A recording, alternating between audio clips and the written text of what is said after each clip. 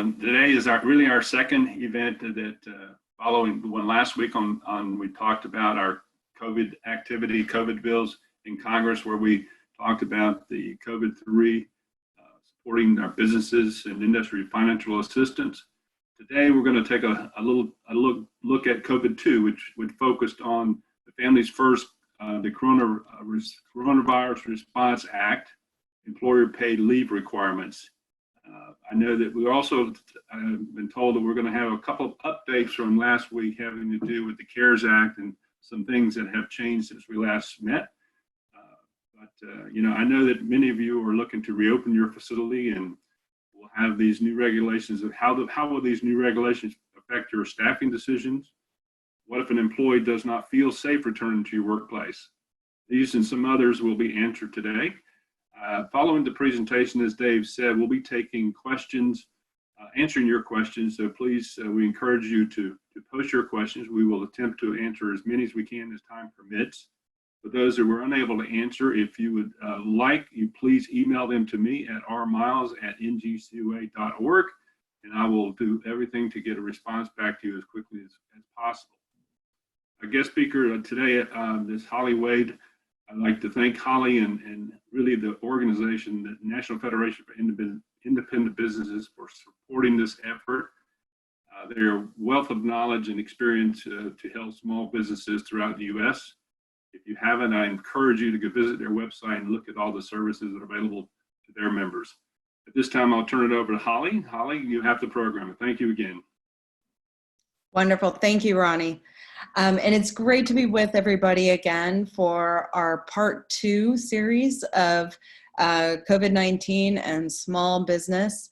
I know it's still very stressful and uncertain among small businesses, for golf course owners, just trying to navigate all of the requirements with the paid leave and the emergency family medical leave components, but also trying to navigate the 2 loan programs. They're very confusing. It's difficult to get information from the banks or from the SBA. Everybody is overwhelmed. So hopefully we can answer some more questions on that, but also, again, on the leave components of the COVID responses, legislative responses. So I wanted to provide a few updates from last week on the loan program. We have been in constant contact with our members, answering emails, and talking to them about some of the struggles and complications that they're having in applying for these loans. And to go through, there are the 2 loan programs, the Paycheck Protection Program that was created from the CARES Act, the 3rd legislative relief bill that was signed into law at the end of last month. And that program, again, is the loan program that's facilitated through the banks, but 100% guaranteed through SBA, the loan itself. And we have heard from a few small business owners that have applied and have received their loans. So that is good news. It is not equal, though, who's getting these loans facilitated. It does appear that the loans are becoming more available with smaller regional banks than the larger banks. I know that there's still some serious problems in getting loans facilitated through banks like Wells Fargo. But then I also saw that on Citi's website, that they have started reaching out to small business clients of theirs to see if they're interested in the loan program. So if you're a Citi customer, they are starting to reach out and to facilitate these loans. For some of these banks, it's just taken them a little bit longer to get up and running as far as developing the necessary infrastructure to facilitate these loans on their end. So city is up and running as of just a couple days ago. But for some businesses, I don't want to, continue to harp on Wells Fargo, but we have heard a number of problems with small business owners who bank there of being able to connect with somebody. So hopefully there'll be, those complications will be smoothed out in the next week or so. But Congress, we just received an update through the SBA regarding the amount of loans and the total loan amounts that have been more or less promised and facilitated, even though those dollars haven't hit bank accounts yet, not all of them anyway. And there are, so far, it's about $260 billion out of the total bucket of $350 billion that have already been accounted for through the PPP program. So the funding is quickly being used by those applying for the loan. It will likely run out of funding by the end of this week or early next week. So we are strongly encouraging Congress to appropriate more money to this program. We certainly know that there are small business owners that are in the process of applying, that are still thinking about applying, that do want access to this loan program in the near future. And so we are making all efforts to make sure that it is fully financed for every small business out there who is interested in one of these loans. And then a bit of an update for the EIDL loan, the Economic Injury Disaster Loan through the SBA.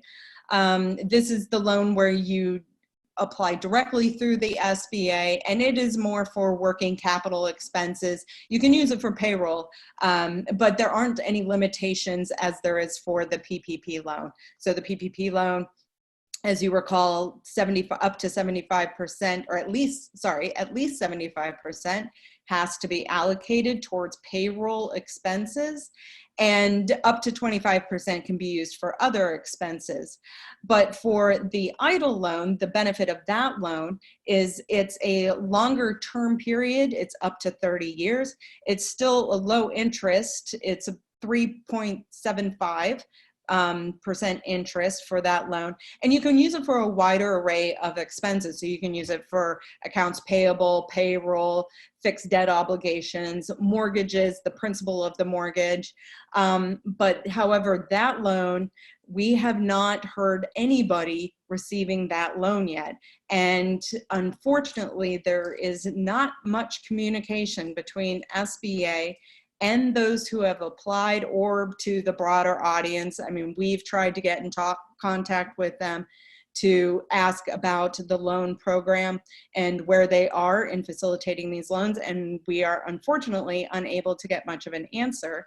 However, there was the emergency grant that was tied to the EIDL loan, whereas if you applied for the EIDL loan after the enactment of the CARES Act, you could request one of these emergency grants up to $10,000 that has been limited to now $1,000 per employee, up to $10,000. And that emergency grant is getting facilitated and out the door, thankfully. We've heard from a few small business owners who have received that grant. So some of the money is getting out from the SBA to small business owners. But it's only so far that we've heard about the emergency grant, not the loan itself. So, we are hopeful, although we have heard that, I believe I mentioned this last week, that initial payments for the loan, the EIDL loans, will be capped at $15,000. So that unfortunately is very disappointing for many small business owners who applied for that program. Initially, let's see if I can, here we go. The EIDL funding was in the phase 1 here, the Appropriations Act that was signed March 6th. And that allocated $20 million for funding of the EIDL loan program specific to coronavirus. That allowed for, that 20 million allocated for that program allowed for $7 billion worth of loans. Well, there's been far more demand for that loan program than just 7 billion. So they are having to, figure out a way to deal with all of the applicants and their limited resources. Unfortunately, they haven't been very clear about how they're going forward with this.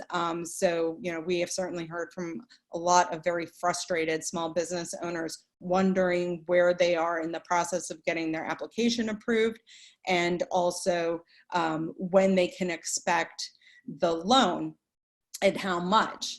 Because certainly small business owners are trying to, many of them are trying to keep intact their payroll, and they're, quickly running out of savings and reserves and some of the resources that they have to try to bridge the gap between slower sales and less revenue to when they get this loan. And the uncertainty part of it is, what we're hearing from many small business owners about their level of frustration. So quickly to recap the three pieces of legislation that have been in response to the coronavirus outbreak. We had the phase one, as I mentioned, that was a lot of, or they appropriated a lot of money to healthcare services and things like that, but also included the provision of the 20 million to leverage 7 billion in the disaster loans, the SBA disaster loans that are low interest loans. And phase two, which we're going to go over in more detail today, was the Families First Coronavirus Response Act, and that became law in March 18th, and that included the new paid leave mandates that we'll go over, and also the emergency family medical leave component that I will also go over. And then phase three is what we were talking about last week, the CARES Act that included the direct payments to individuals and families under a certain income threshold that I believe the checks are hitting this week. So that's helpful financial support for a lot of folks, but also included the Paychex Protection Program loan that many are applying for, that offers that 8-week forgiveness window of qualifying expenses, that if you spend the loan within these 8 weeks for qualifying expenses, and you increase, if you had to reduce your workforce, increase your workforce back to pre-crisis levels, you can get up to the entire loan amount forgiven, including interest that had accrued.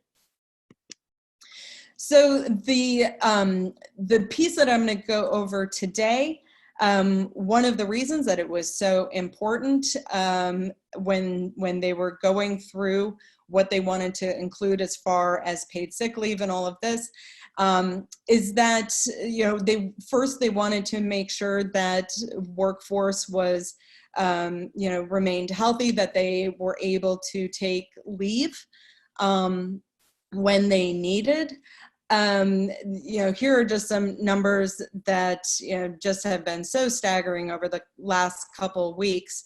Unfortunately, there are many employers that haven't been able to hold on to their employees due to the slowdown in revenue and decline in sales, especially for those non-essential businesses that have had to temporarily shut down. So we've seen the jobless claims increase from the week ending in March 21st, where there were about 3 million new jobless claims. The week ending March 28th, that about doubled to 6.6 jobless claims. So now we're up, in about a 2-week time frame, there were about 10 million new jobless claims. So, this is obviously compounding the situation, but for those who that are still employed, employers under 500. So these two provisions, the new paid sick leave requirements and the emergency family medical leave provisions, are only required of those employers under 500 employees. So this is kind of a new twist for these type of mandates, but when so those are who's covered by these two provisions. The count, how you count employees, is regardless of whether they're full-time, part-time, on leave, everybody counts equally. And so everybody under 500 at the time of April 1st, when this went into effect, anybody below 500 is required to follow these mandates.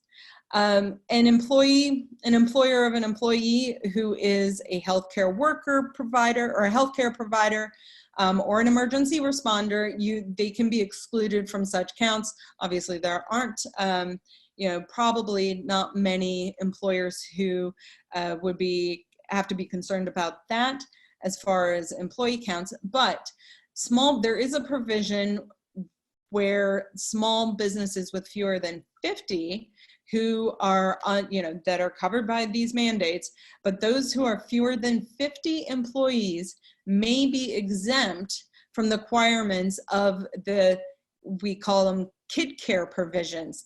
So we'll go over that in a bit more detail, but there are two provisions: the emergency family medical leave provision, and that is for taking time off if your employees' children have, if they aren't, if school was shut down or their daycare was shut down, that provides those employees paid leave. But if you're under 50 employees, that component you can self-certify and become exempt from that if you can declare that it is negatively impacting your business and will do undue harm to your business. If you have to pay for an employee who is requesting leave under this provision, you can self-certify and become exempt. You just need documentation and you'll be able to defend that you would not be able to financially accommodate that. And then there is also, we'll go through the list, the paid sick leave component, and that is also related to childcare. So the kid care components of these two provisions, those employers with less than 50 employees may exempt themselves of these requirements. It is, again, a self-certification exemption, but you need to be prepared to show documents to show that you would have been undue harm if you had to pay for these two provisions. Okay, so reasons for the paid sick leave. The employee is subject, so the main one is the employee is subject to a federal, state, or local quarantine or isolation order. So if they have to stay home and they're quarantined or isolation, this is not the, stay at home or stand in place ordinances. This is if they can't leave their house and they are quarantined because they have either tested positive for coronavirus or are waiting for a test for coronavirus. And they have to be self-quarantined or in isolation, they can receive the paid sick leave. And then one of the most frequently asked questions that we receive is just reiterating, does a general shelter in place order or business shutdown order qualify? Nope, they don't qualify. From DOL guidance, it appears that the order must be a quarantine or isolation order specific to that individual. The second reason that somebody could claim the paid sick leave is if the employee has been advised by a healthcare provider to self-quarantine due to concerns related to COVID-19. So if a healthcare provider has said, we think you should self-quarantine, that is our recommendation, because of symptoms that they're having related to COVID-19, then they are eligible for paid sick leave. The third reason is that the employee is experiencing symptoms of COVID-19 and seeking medical diagnosis. So if they're experiencing symptoms and they are actively trying to find a diagnosis, a medical diagnosis, in that process of doing so, they can claim paid sick leave. So they don't need they don't need to have a positive test. They just need to be seeking medical diagnosis. We have certainly heard that this is becoming a bit of a problem, because from when you are feeling symptoms and trying to get tested, and the length of time to get the positive result can be significant. I just talked to an owner earlier today whose employee is home. They're paying them sick leave under this mandate, and the test is going to take about 8 days to come back. And so, they don't know whether this person just has a cold or terrible allergies, but they have a pretty significant cough and they're waiting for the test. And so in some situation like that, they would be covered because they're seeking a medical diagnosis.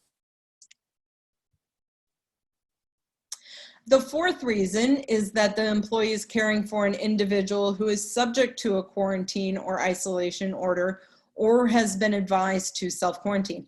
So if they are taking care of somebody, a family member who has to be self-quarantined or in isolation, and has been told by a medical professional that they can take advantage of and take advantage of the paid sick leave. So there is also that they don't have to actually be self-quarantined themselves. They can take paid sick leave if they are caring for an individual who is subject to a quarantine or isolation order. Number 5, this is the one that for those under 50 employees, you can self-certify an exemption if this causes undue harm to your business. And this is the PSL part of kid care. So the employee is caring for a son or daughter if the school or place of care has been closed, or if childcare is unavailable due to COVID-19 precautions. So it has to be, related to COVID-19, but basically everything that is disrupted these days is COVID-19 related. And if it has to do with a child's school or daycare related, they can be paid sick leave, but for those employers under 50, they can self-claim an exemption for that. And then other substantially similar conditions specified by HHS in consultation with the IRS and DOL. So there are a few other circumstances, but those are the large circumstances by which an employee can take paid sick leave under this provision. And also for the paid sick leave and the emergency family medical leave, and we'll go into this, I believe I have a slide about this a bit later. Small business, or those who have to pay this, if you have an employee that is taking leave, you can recoup 100% of the cost of this leave through retaining taxes that payroll taxes that you would otherwise pay, and you retain that up to the amount that you have paid in sick leave or leave. So but there is obviously this time gap from when you can recoup this money. and that part of it would be the hardship for self-exemption if you can't bridge that time gap. But there is that ability to, you can 100% recoup those costs. But so this is the second part of it, the reason for the emergency family medical leave. Again, every employer under 500 is subject to the emergency family medical leave. And this is for extending paid leave for those employees who are unable to work due to a need for leave to care for their son or daughter under 18 years of age, if the employee, if the school, again, if the school or place of care has been closed, or the child care provider of such son or daughter is unavailable to the emergency with respect to COVID-19. So there's the paid leave component, that's 10 days of paid leave. And then there's the emergency family medical leave component that goes beyond that. And this is the employer reimbursement part of it. So employers can take a refundable tax credit equal to 100% of qualified leave. So the employer would recoup these payments, as I mentioned, immediately by keeping a portion of their deposit that they would otherwise pay as part of their employees' federal, Social Security, and Medicare taxes. Employees retain that and are not required to deposit up to the amount that they've paid for that leave. If there is more than that needs to be recouped, if you haven't covered all of that paid leave cost through withholding the taxes, then you file with Treasury to recoup the rest of it. So there's an application form that you would file saying that you have retained this amount of taxes and you have paid this amount in leave, and they will reimburse you the rest of the money. So in one way or another, you are able to get a refundable tax credit for the entire cost of leave. The easiest part of it is if it's all able to be covered through withholding taxes. But if not, then you can file an application or this document through the Treasury Department and recoup the rest of the tax credit. And so here are some FAQs that we put together that we've heard from. So the Department of Labor will observe a temporary 30-day non-enforcement period after April 1. So from April 1 to April 30th, there is a temporary delay for non-enforcement, so long as the employer has acted in reasonable and in good faith to comply with the act. So we certainly know with a lot of small business owners, they actually don't know that this is required of them. And so they don't know that they're mandated to offer paid leave or to pay for paid sick leave under this law or the emergency family medical leave. And so if they are non-compliant in these two areas, the Department of Labor has allowed for this non-enforcement period basically to allow for some time for small employers, those under 500, to learn about this requirement and not be penalized for not knowing that they are subject to this and paying the sick leave and emergency family medical leave. So there is this 30-day non-enforcement period. What if the employee can work remotely or from home? Then there's no paid sick leave or emergency family medical leave to the extent the employee can work from home. So if they can telework, that's great. They cannot take advantage of this. And then is intermittent leave allowed? And it appears that it is permitted. There has been a bit of guidance, but not all the guidance that we would like to answer a lot of these questions. But it appears that employees can work from home for a half day. So if there is an employee who is splitting up childcare with a spouse or partner, that they can split the days, that's great. And then you can just cover those hours that they are gone. So it appears that intermittent leave is allowed under these mandates. What happens if an employer business closes due to the shutdown order or because there's no business? So we've heard from many small business owners who are asking, if I had to lay people off, am I still subject to this? Do I have to pay them? And no, so you are not required. Employees can go apply for unemployment insurance. Once they are detached from the business, if they were let go or quit, then you are not responsible for these two mandate provisions for those former workers. And they can apply for unemployment insurance and receive financial support that way. What if an employer has already implemented a furlough or layoff before April 1st?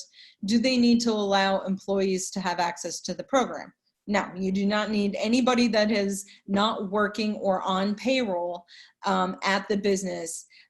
You are not responsible for them in the paid sick leave or the emergency family medical leave mandates.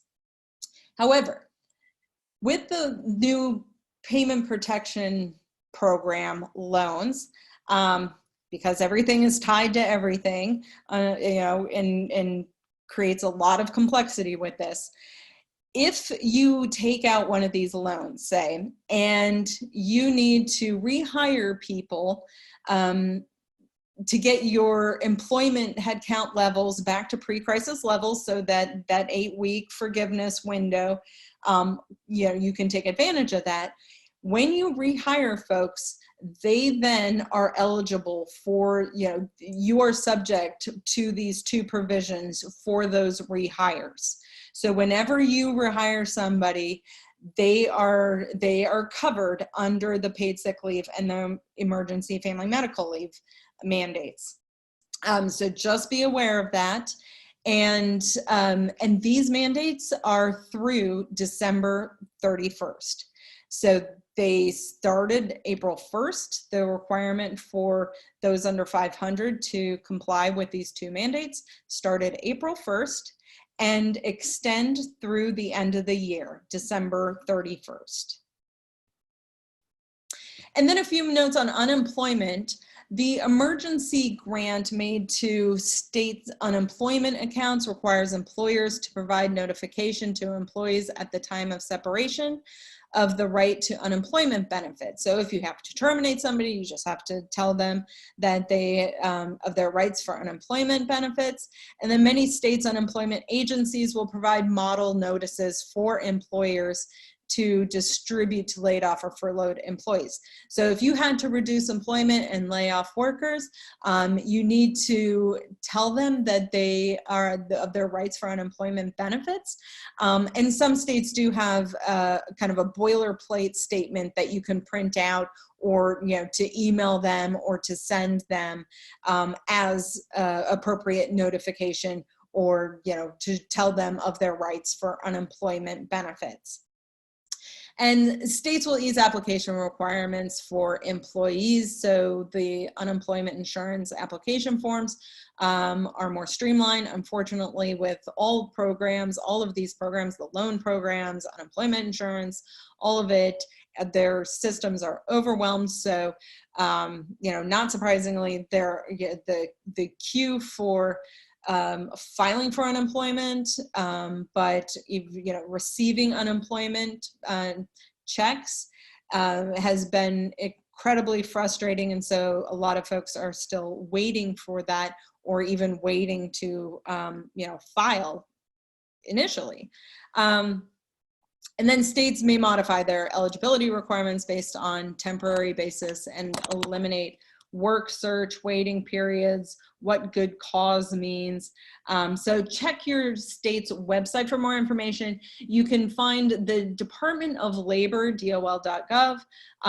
They have a lot of good information that they provide on their website as far as locating your appropriate state's UI program and where all of your state's information is housed. And they also have a number of good fact sheets that go through frequently asked questions. And so if you have additional questions, you might try there and see if if they provide some good guidance for you. They have a lot of good information there, and continue to update that information as guidance is rolled out on these programs. One other note that I wanted to bring up as far as UI and the loan programs, again, as I said, everything seems to be tied to everything to complicate matters, but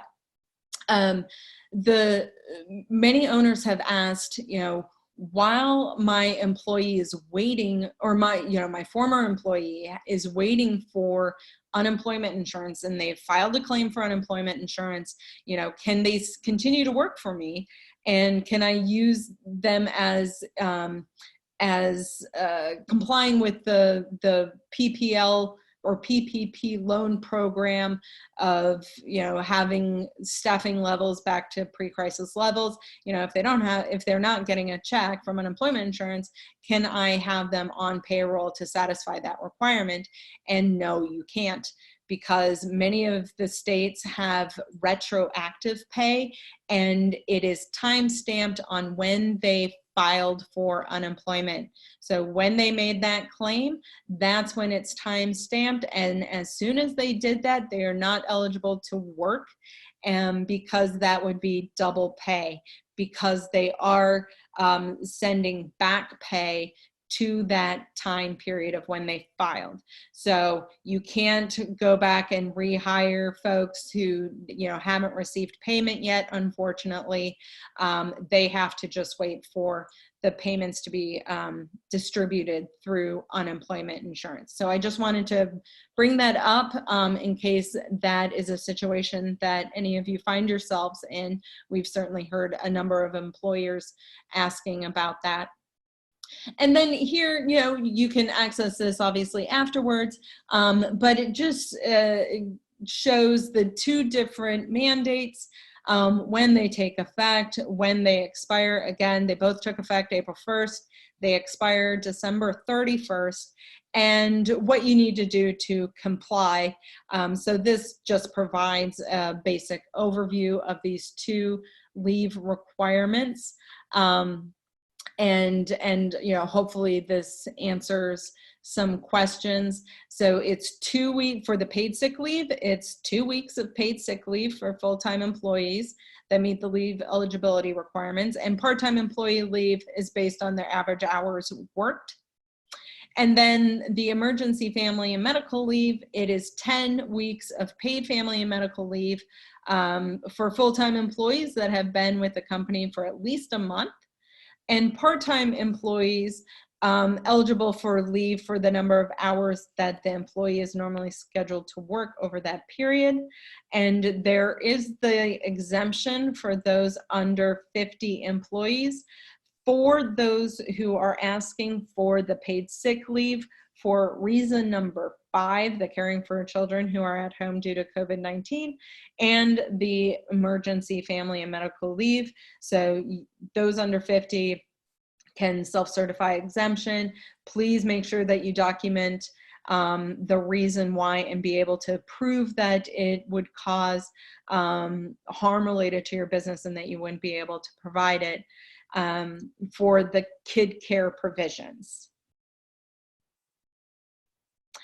And then finally, the law requires all employers, to post notification, this poster that is available on the DOL website, and there's a link to this poster that explains all of this to employees. So you are required to have this posted in a common location or if you are, temporarily closed down or people are teleworking, you can email this poster out to your employees, and that will satisfy this requirement. But this also took effect April 1st, and it expires December 31st.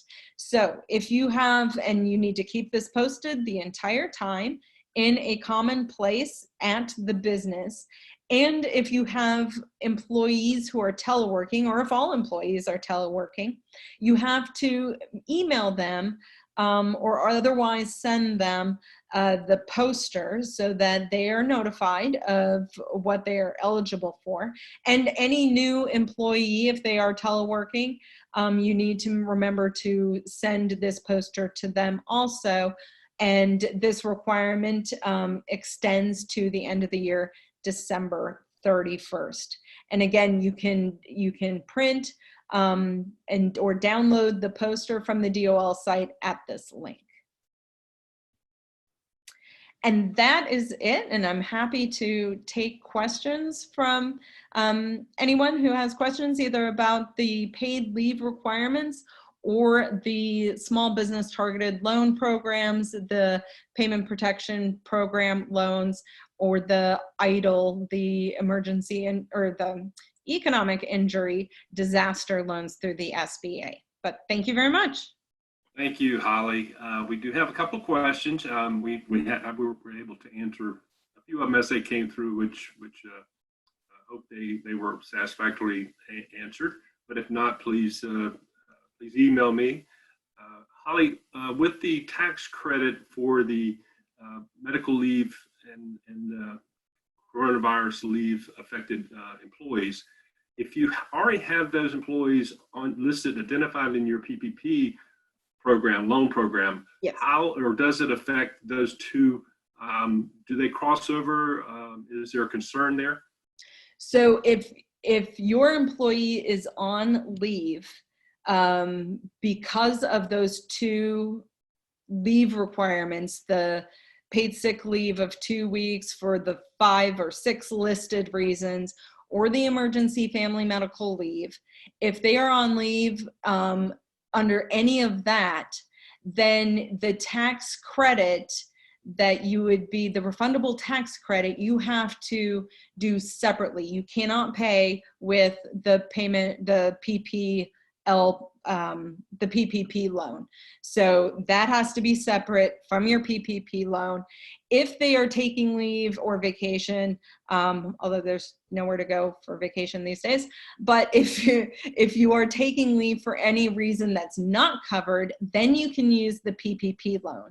But if your employees are taking leave that for reasons that are covered under those two provisions, you file for the refundable tax credit, or retain those taxes and get paid that way, or apply for through Treasury. You do that all separately. So you need to keep those two things separate.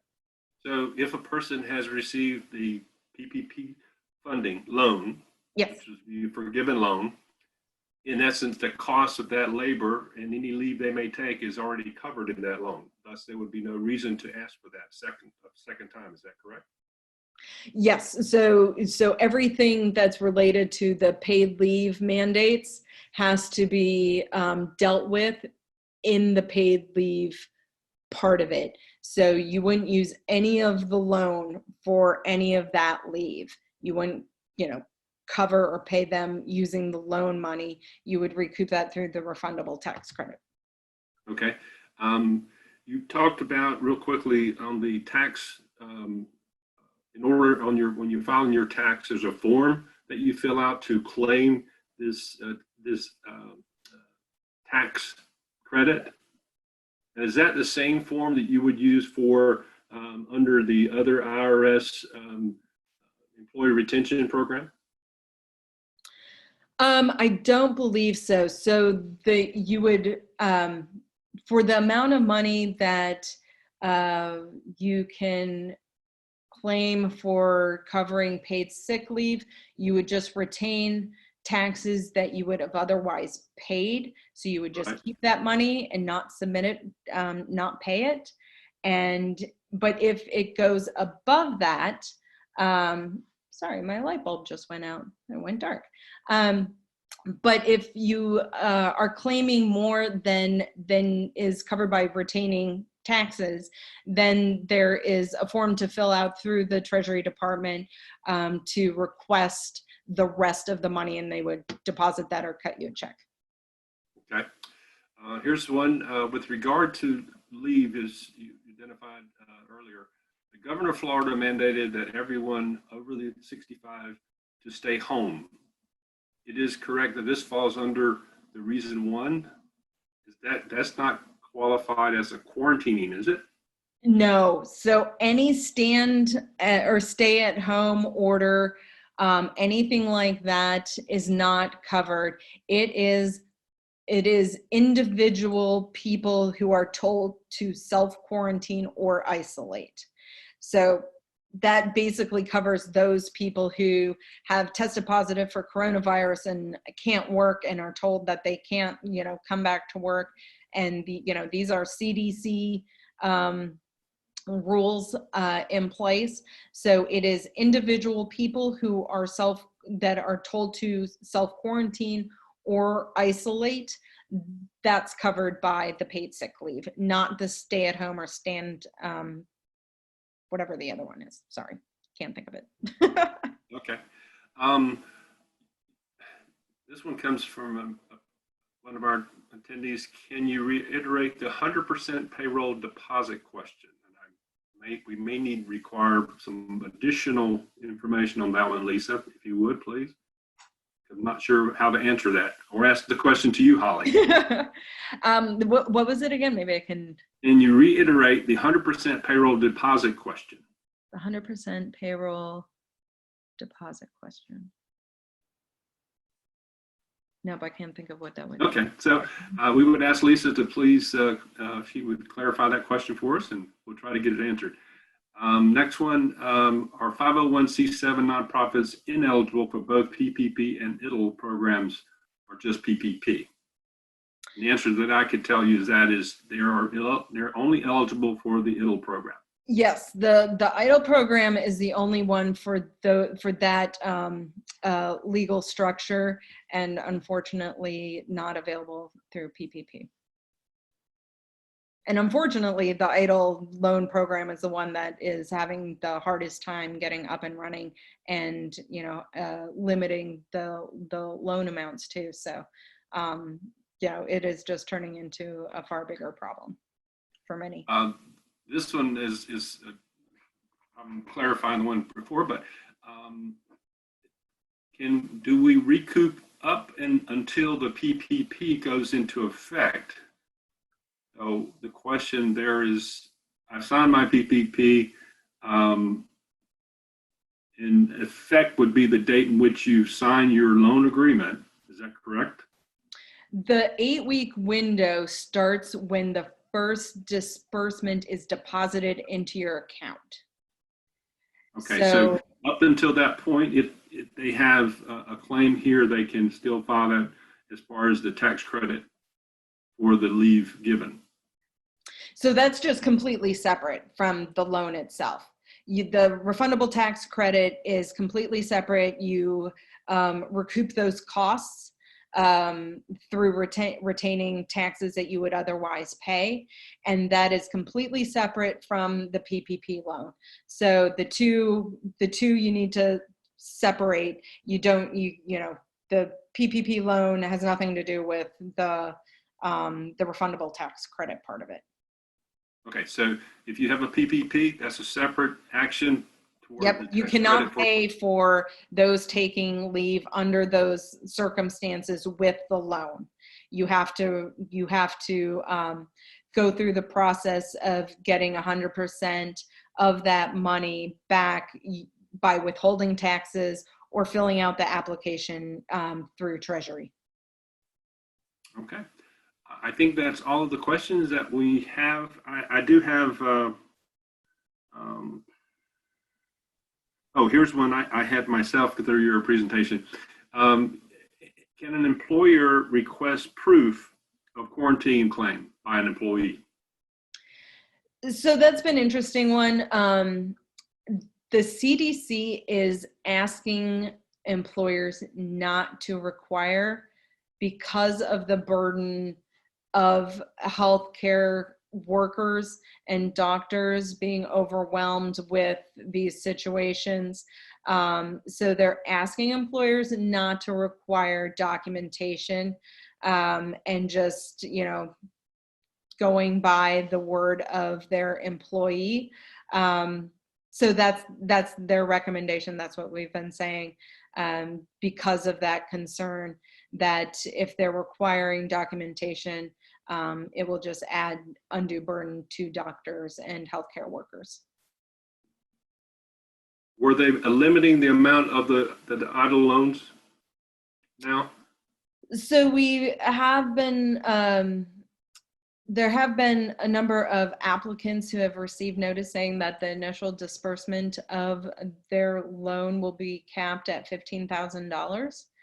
And while it says initial disbursement, we know that they have enough funding for $7 billion, and that the demand for the loan program, the number of applicants, has completely outstripped that amount of money. So they would need Congress to appropriate more funding for that program. So we're kind of under the assumption that, and are suggesting to our members that if you apply for the program, that we wouldn't suggest kind of literally banking on all of what you're requesting to be deposited, because there's just no way that they can fund the demand for this loan through what they were appropriated. So that $15,000 initial disbursement for loan applications, hopefully is just the initial disbursement, but it might also be the only disbursement that they get. So, I'm sorry, aren't the banks that have been approved to participate in these programs, don't each of them have applied and identified their own limits of how much money they're going to receive for the program? So could that be an independent bank decision? So that's the Paychex Protection Program. Right. So the EIDL loan, the EIDL loan that is appropriated $7 billion, that's the loan that's facilitated through the SBA and handled totally by the SBA. The PPP loan program that's facilitated through the banks, they are limited to the amount of loan originations. That's where some of the banks had hit their cap, like within the first couple days of processing these loans, and regulators had to approve lifting those caps. And then also the Federal Reserve stepped in and said that we will buy some of these loans so that you have more kind of bandwidth to facilitate more loans. So there's that part of it, but basically it's, banks can lend up to the amount of funding that's available for the program.